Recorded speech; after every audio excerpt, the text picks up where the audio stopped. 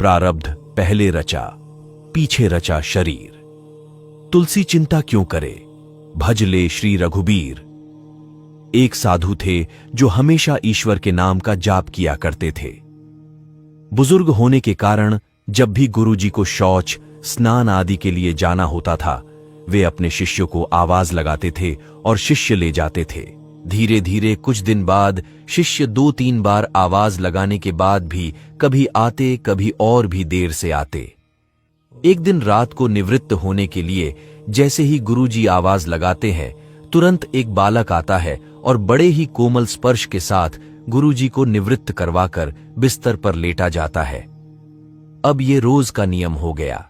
एक दिन गुरुजी को शक हो जाता है कि पहले तो शिष्यों को 3-4 बार आवाज लगाने पर भी देर से आते थे, लेकिन ये बालक तो आवाज लगाते ही दूसरे क्षण आ जाता है और बड़े कोमल स्पर्श से सब निवृत्त करवा देता है।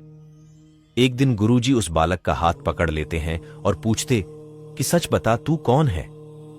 मेरे शिष्य तो ऐसे नहीं हैं। बालक के रूप में ईश्वर ने साधु को अपना वास्तविक रूप दिखाया। साधु रोते हुए कहते हैं, हे प्रभु, आप स्वयं मेरे निवृत्ति के कार्य कर रहे हैं। यदि आप मुझसे इतने प्रसन्न हो तो मुझे इस कष्ट से मुक्ति ही दे दो ना।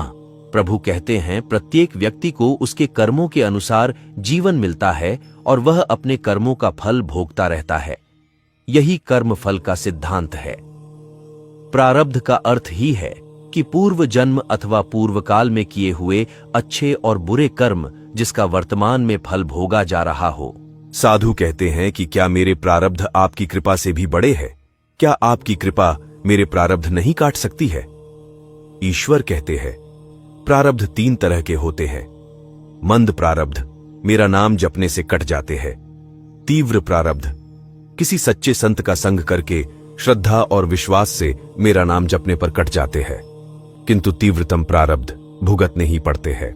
प्रभु कहते हैं कि मेरी कृपा सर्वोपरि है। ये अवश्य आपके प्रारब्ध काट सकती है, लेकिन फिर अगले जन्म में आपको ये प्रारब्ध भुगतने फिर से आना होगा। यही कर्म नियम है।